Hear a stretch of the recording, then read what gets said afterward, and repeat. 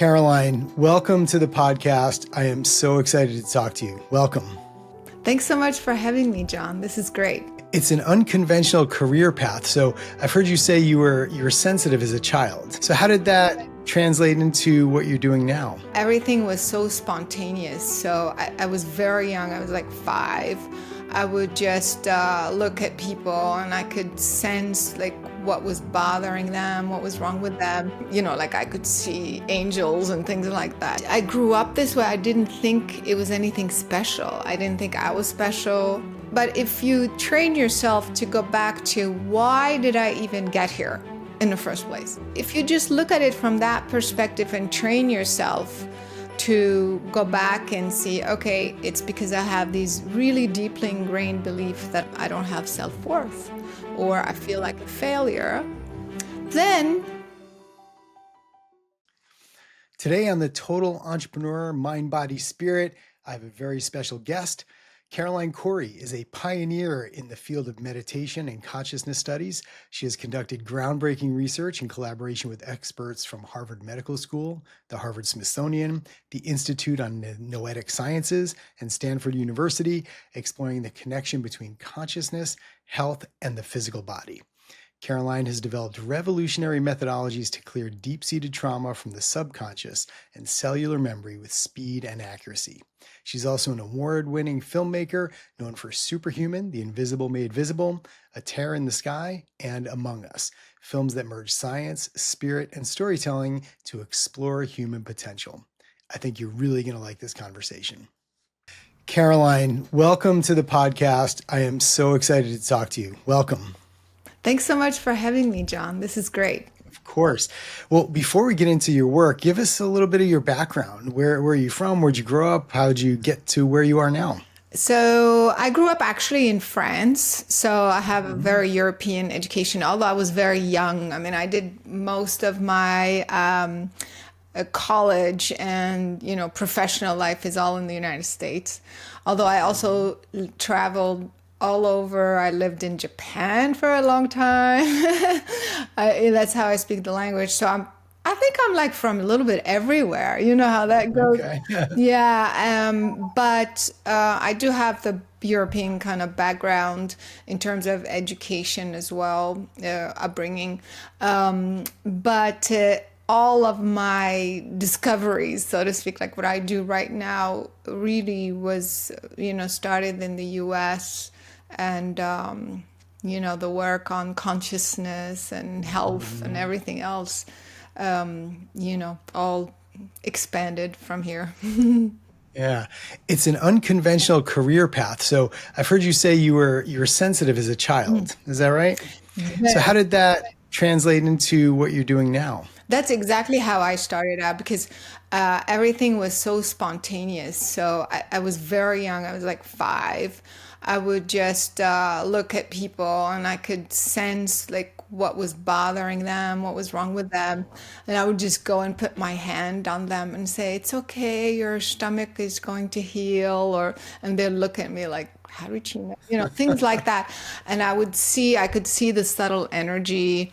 Like I could see angels and things like that, so, So for me, I've always, since I was a child, knew that there is more than what we see.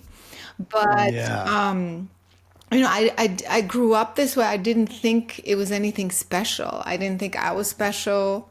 So people say, well, did you tell your parents? I didn't really say anything because I thought like everybody does this. It's not a big deal. It was later when I was an adult where I would know things or I would see things without prior knowledge, and then I realized, okay, well, not everybody's doing that. What's going on here? And then I got into the field of psychology first. To study the mind, to make sure I didn't have some sort of mind defect or some sort of psychological, problem. But of course, that wasn't the case. It was more about consciousness. I was really tapping into consciousness, how it works, energy, frequencies, without even knowing it. Now, when you started to be more public about it, I guess, for lack of a better term, was there friction, or did you lose relationships because people just thought you were crazy and this is not true or something like that? I'm always interested in that. Yeah, actually, at the time, so I've always done that, like Hmm. help people, work with people, but it wasn't my day job, so to speak. I was in Hmm. the entertainment business, and I did live events and productions and things like that. So, but then I think it was 2003, I think. I wrote my first book, and I was at the time working for a huge corporate company, and then I realized, okay, I can't do this anymore. This is like, it's just not me. I can't deal with I just have to just talk about and just be in the energy of what I really care about, which is Hmm. help people and more importantly, teach people, Hmm. what consciousness is and how we are really made, because by then I had done so much work. I had developed methodologies in meditation, in energy medicine, and also discernment. Like, how do you know you're not making things up? Like, how do you know you're getting Right. proper guidance? How do you know you're objective? So I worked a lot on things like that. And then at one point I was like, okay, I can't do the normal corporate stuff anymore. I have to just like get out of there. And it was a huge challenge, like what you're saying. I was shy about it. I was hiding behind, you could not see one picture of me online. You could not Mm. see one video of me online. So it was more just attracting locals, let's say, or people who Hmm. kind of heard about me. I would do a Yeah. podcast, and it was kind of under the radar because of Yeah. what you're saying. But also, I Hmm. just didn't want to deal with that. It's like I just wanted to do my thing, and it is what it is. Hmm. And then it was Yeah. later when I realized, okay, this stuff is working. I mean, this is real. This is not woo woo. I started working with Hmm. scientists and having incredible results. And I was like, you know Hmm. what? This needs to come out. So this is when I started to go, online and do podcasts Yeah. and videos and movies and everything else. Hmm. Yeah. So you mentioned working with scientists. So you've worked with scientists from Harvard, Stanford, Institute of Noetic Sciences. And what I really appreciate about your work is that you apply scientific principles to the study of what could be considered, like you said, woo woo. And it has been up till now. So, how do you balance spiritual exploration or consciousness exploration with scientific validation? Yeah, so I mean, I remember like in the 80s, even, I would be like, I would tell my friends, I'm going to Mrs. Gucci's at the time. It was a small store in Los Angeles that had organic foods, and which now became Whole Foods. They came and took it Mm. over, and now we know Okay. the rest of the story. Yeah. And then I'd be like, and I'm going to, do a yoga class, and I do my meditation. And people would be like rolling their eyes, like, yeah, whatever, like, and deep inside me, I wanted to be authentic. I didn't care what people thought.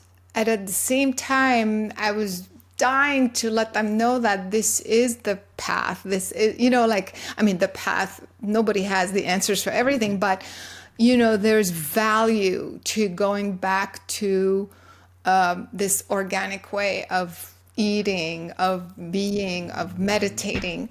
And so I had this challenge. And so by the time I started to come out, so to speak, I thought if we brought science to the table, so maybe those people, like, and it wasn't about needing to convince other people. It was more sharing, like, hey, we're Yeah. missing something hugely important here. And so I thought science was the way, actually, to open up these doors and allow people who are on the fence or skeptics who think everything is woo,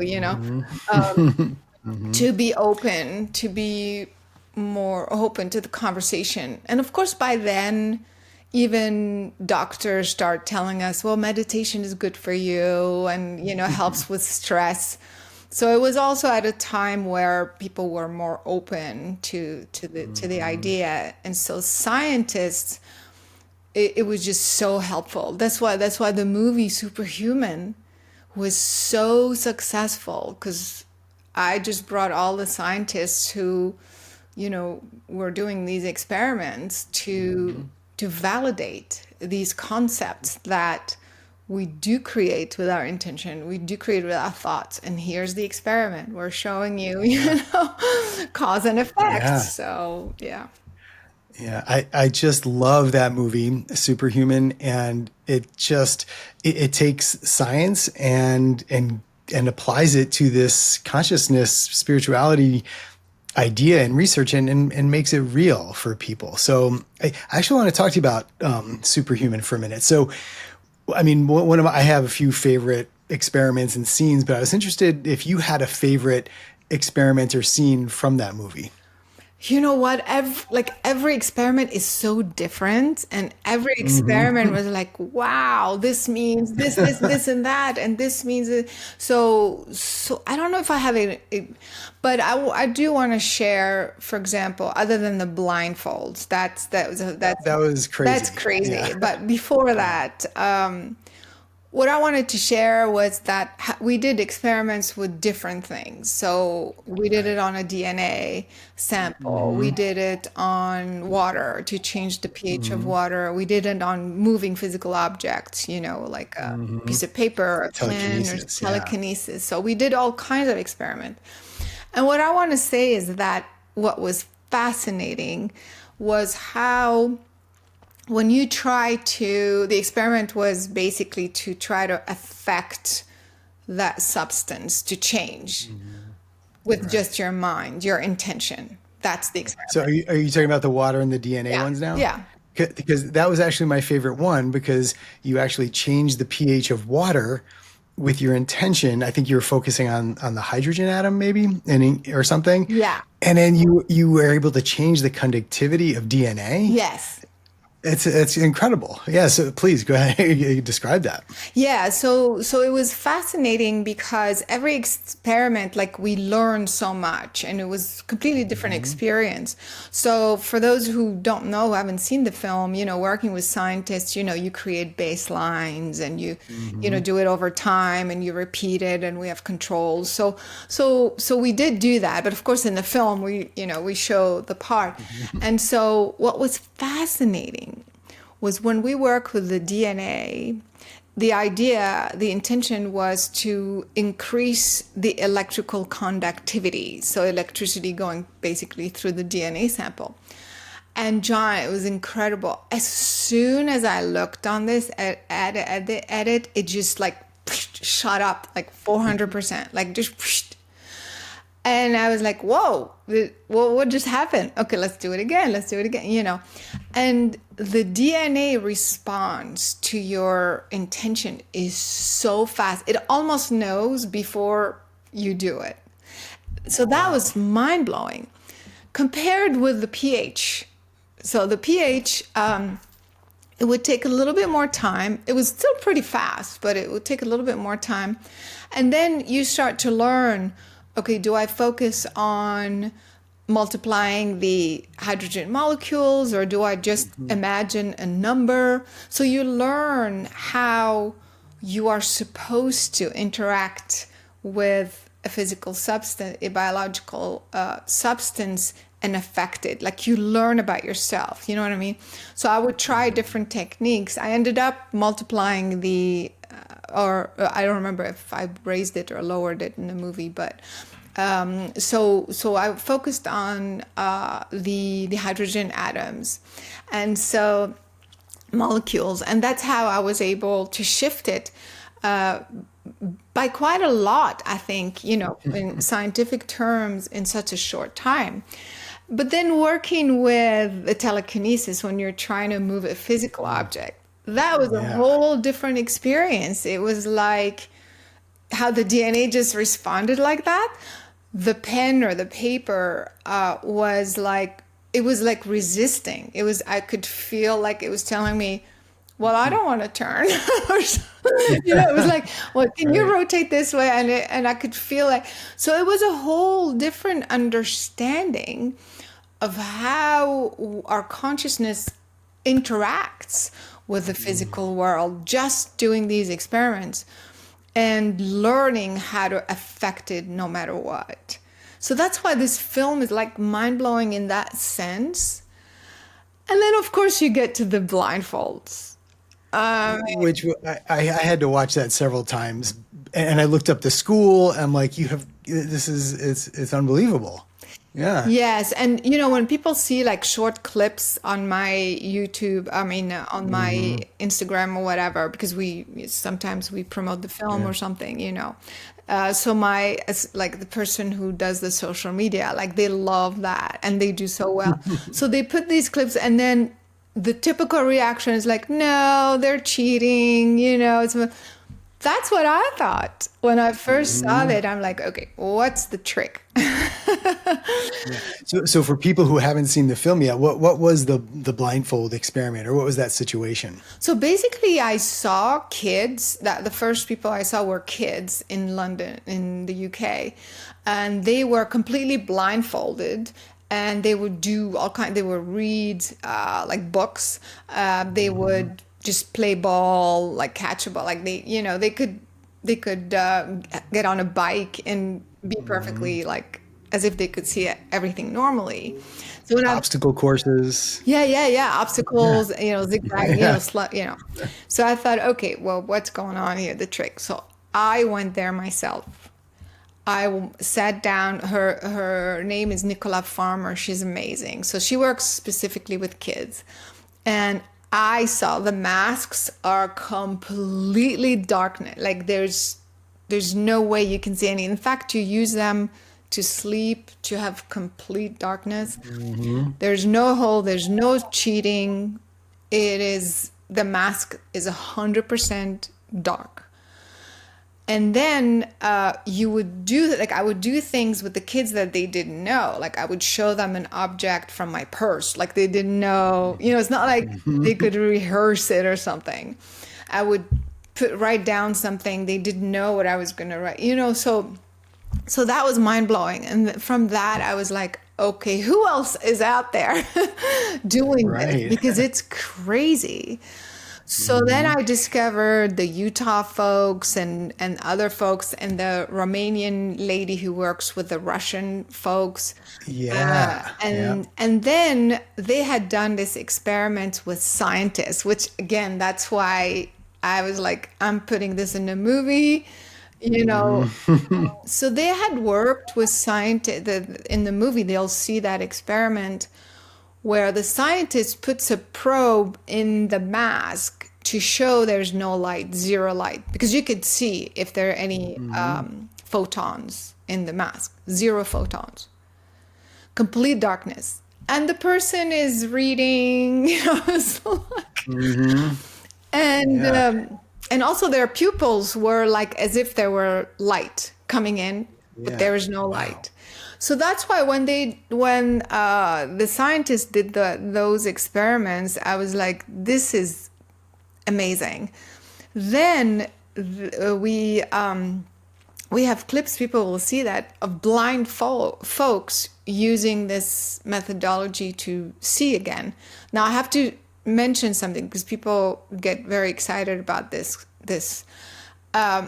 And I'm not an expert in blindness or anything like that, but you can be blind for different reasons. Like it could be a brain injury or from birth or, so different cases have different ways of learning and being able to do this for some reason. I can't tell you why, but I'm just saying. So a lot of folks were able to be helped with their blindness, but sometimes for whatever reason, if it's a trauma is one thing versus being born this way. So anyway, it was just so mind-blowing, and it wasn't one person. It was kids Right. and adults, and in the US and in this country, in Germany, In Italy. in Italy. Yeah. I'm like, Yeah. this is real. People need to know about this. And that's Yeah. I put it towards the end of the movie. And that's where people completely get it. Like, Yeah, oh yeah, my that was God. like just the cherry on top, Yeah. right? Yeah. Yeah, I think that one of the parents in there, I think her quote was like, you can see it with every cell in your body, not just your eyes, right? Or the idea that your consciousness actually sees it before your eyes do, or something. So there's a lot more to it than just the visual through your eyes, which I thought was incredible. Yeah, and the Yeah, eyes are just like a receptor. yeah, It's just like the lens, but you're seeing, like, talk about remote viewing, for example. So you can yeah. see, across the Hmm. planet, Yeah. and you're not there. I started talking to people about remote viewing after I saw the movie, and I got a lot of weird looks. Like, what are you talking about? And but then all I had to do is direct them to the CIA's own documents and so on. And I mean, it's there. It's documented for everybody. And just yeah, it's just mind blowing. Like you keep saying that these are abilities. So that was one of the questions, because I want to get into your work with trauma and things like that, but I've got so many other questions. But the first one, before we get to that, is, it's maybe people could say, okay, well, it's easy for Caroline to do it. She was sensitive as a child. She was kind of born with these gifts, but I can't really tap into these types of things. So how do you respond to somebody who's got that sort of skepticism?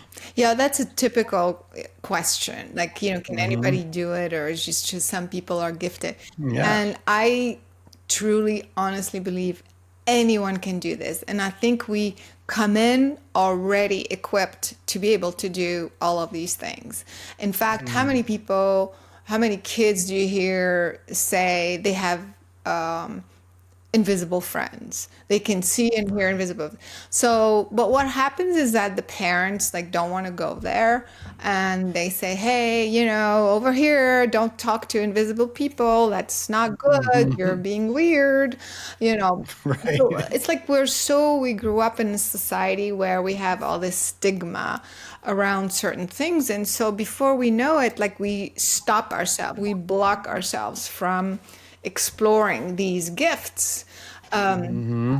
that are supposed to be helping. Like, so for example, people will say, okay, so if I, if why do I need to learn remote viewing, or why do I need to learn the blindfolds if I can see with my eyes, but it's all Hmm. training. You are Hmm. training to use your consciousness to affect your reality. It's like it's, Hmm. and speaking of ADHD and autism, especially Nicola was saying that because she works a lot with kids. She was saying that this training helps kids with ADHD big time because Hmm. their brain is cut off from all the like the distractions or for something. I mean, something along those lines where you are forced to focus on the task, and it trains your body, I mean your brain to focus basically. And Hmm. that's, so ADHD or not, so it's Yeah. very, very helpful. Same with remote viewing. I use remote viewings every day. Like, let's say I have a trip to take, so I can remote view and see, you know what, I don't think I'm going to stay in this area because it just feels, you can feel things, you can see things, you can. So Hmm. these skills are not just like to show off or whatever. We Right. came in equipped, with these sorts of Hmm. skills to use them. And so Yeah, and we had to be programmed not to use them, exactly, right? exactly. The parents tell you to stop. You get ridiculed for doing this and that. I think just the people like myself. I think it was part of my work. I think I came Hmm. in doing it, remembering it on purpose, so that I Hmm. can just, not worry about what the world is saying, and just teaching Hmm. and reminding Yeah. people that you can just be your superhuman self. And it seems to me that these principles are working whether or not you know it or whether or not you're consciously trying to apply them, right? So in part of your movie where it was the thoughts made visible, right, there was a segment on, what you say has a direct and measurable effect on your body. So, if you have negative self-talk all the time, maybe self-effacing or maybe funny or maybe what you actually think, but that has a real effect. So these principles are working whether or not you believe it. Exactly. And that's the point of this work, to say, hey, people, when we tell you your thoughts create, they do, Hmm. whether you like it Yeah. or not, whether you know it or not. So pay attention. Yeah. So exactly, that's the reason why I made this film, like for people to realize all these principles are universal principles. Hmm. Everybody's Yeah. equipped the same way. So the idea is to unlearn, what people are telling you, and to just go back to your authentic ability to tap into everything and affect your reality. And of course, you can use it for health. You can use it for, all sorts of situations. It's not just, travel. Right. Yeah. Yeah. Right. Yeah. Yeah. Well, so let's turn our attention now to some of the work you've been doing with like trauma clearing methodologies. So can you describe some of the things you've been doing or what you've developed in those areas? Yeah, so like I said, since I was a child, I could see something off with someone and I'll be like, correct. So how did I figure it out? Hmm. So I, anyway, after a long time of research and a lot of training on myself, John, I would like sit for hours and hours and hours doing this kind of meditation and that kind of meditation and different things, and discerning frequencies, like what's the frequency of this, until I figured out what was objective and how to be objective and things like that. So after years of training myself, I realized that I was in a certain frequency, basically, in order, like, you have to get out of your personal human whatever in order to Hmm. see clearly, to see objectively. And so that kind of frequency, you get there again through intention, but also the meditation. I created a meditation that puts you right in that frequency, which is between 734 and 1,000 hertz. And frequency is a very complicated subject, but Hmm. I'm talking about the overall cellular frequency, let's say.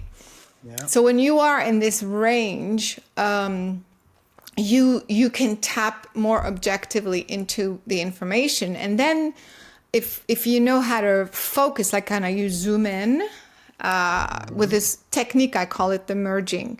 So it's like you create a bridge and then you merge with, let's say, the person's, I don't know, shoulder or heart or whatever the problem is. You literally can see the root cause. Like, so I would see, okay, when he was 7, he almost drowned and his dad didn't save him and he has abandonment issue because of, like, you can see like a whole story. And the more you do this, you get so good at it that you just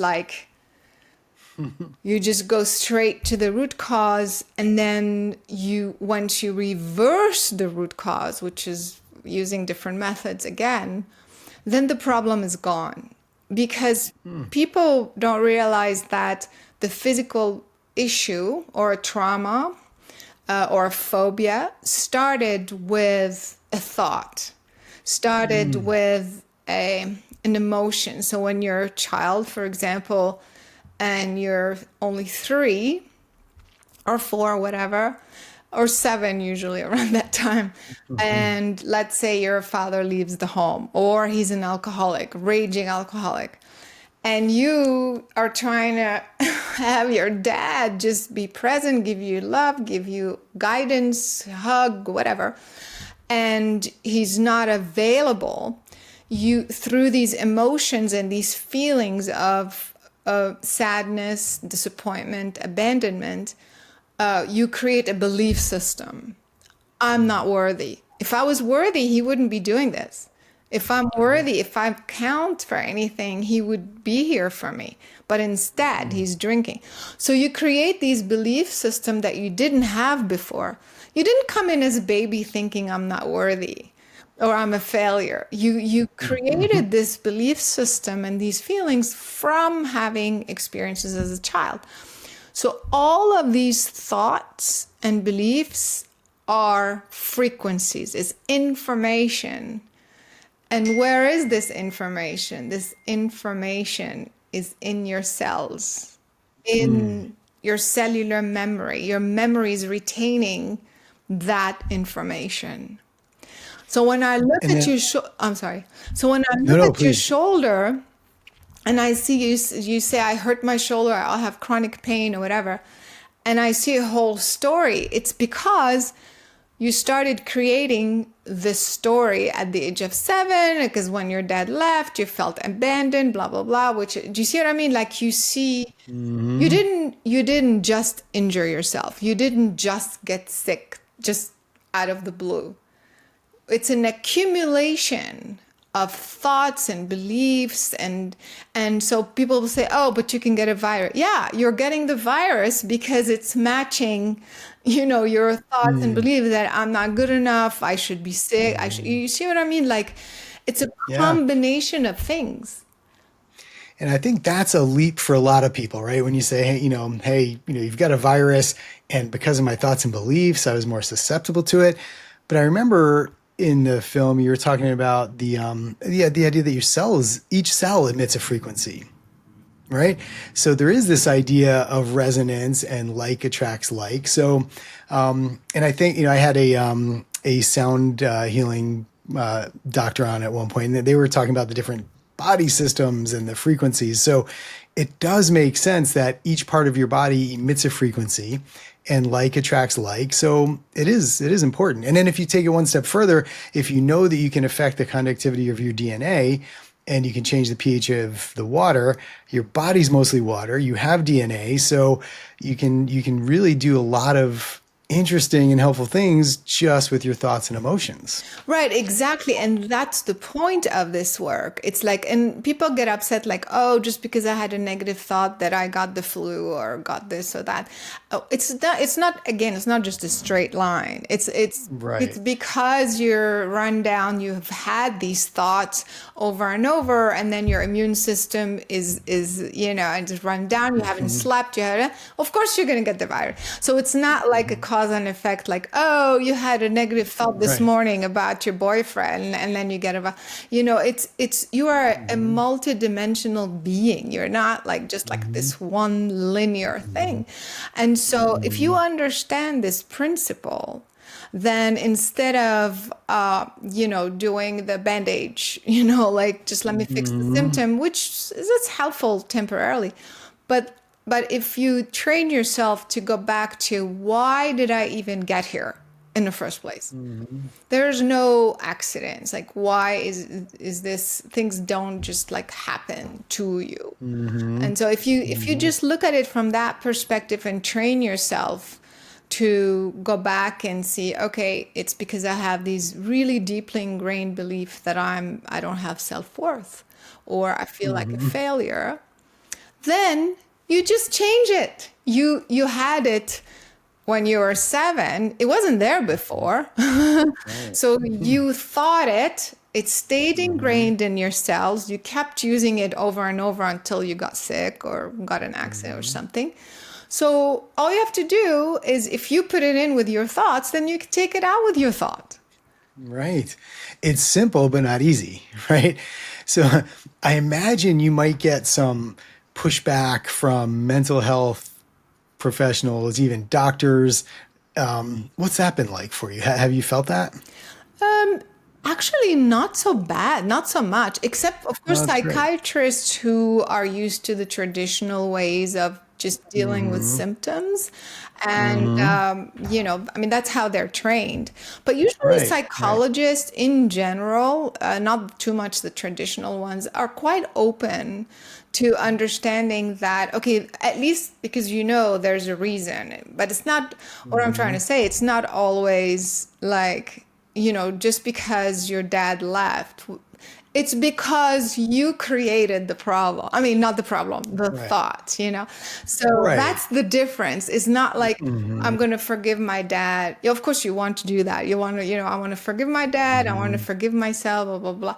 But that's Hmm. not the rest of the story. The actual change happens when you say, I created this thought, which I didn't have before. Hmm. And if I did that, Hmm. I can undo it. I That's can the choose a difference. different thought. Yeah, so Yeah. psychologists are sometimes open. Sometimes I get the pushback of you don't want to stay in the trauma. There's this whole thing of feeling the pain and being in the pain. Regurgitating it. Yeah, and I'm completely opposite to that. I'm with you on that. It Yeah, almost seems like you just keep amplifying that, yeah, right? And because we know that what you pay attention to becomes your experience, yeah, right? So and if you pay attention to that, that's what you're going to get more of. exactly. Yeah. And I'm not saying to be in denial. I'm not saying, it's Right. okay. Like Or that, repress it. yeah, that's the first step. The first step is Hmm. to go there and accept it. It's like, wow, I really feel horrible. Oh my God, I have this anger. Yeah, go there. It's fine. But then Hmm. what? Then Hmm. this is where you take Hmm. charge and say, I've Yeah. been angry long enough. I've been sad long enough. I've been hating myself long enough. I'm tired of, as of today, this is my new belief system, and so on and so forth. Yeah. No, that's really powerful. So what are some of your practices or habits? Like how do you apply this in your day-to-day life? Oh my God. So it becomes automatic. So, Hmm. like I said, I created this technique to kind of align your brain and your energy with what I call source frequency. Hmm. Source Hmm. is pretty much the frequency of your original essence, like Hmm. as you were originally made. And if people want to call it creator, God, or whatever, but it's almost like your original blueprint. So it's Hmm. you here and you there, if that makes sense. Hmm. And when you so it's just before you train yourself. It used to be an hour meditation. Now it's like a 7 minute, and now for me it's like a second. I just go there. So as soon as I open my eyes, that's where I am. I ask for the day to be in alignment with that frequency. And I'm very clear on intention. Today, I want to feel good in my body. Like, let's say if I'm tired, muscle ache, or whatever, happened or something. I want that to clear, feel strong in my body. I want to finish whatever work I have to do. If I have a meeting, I want, to be successful. I want to give love.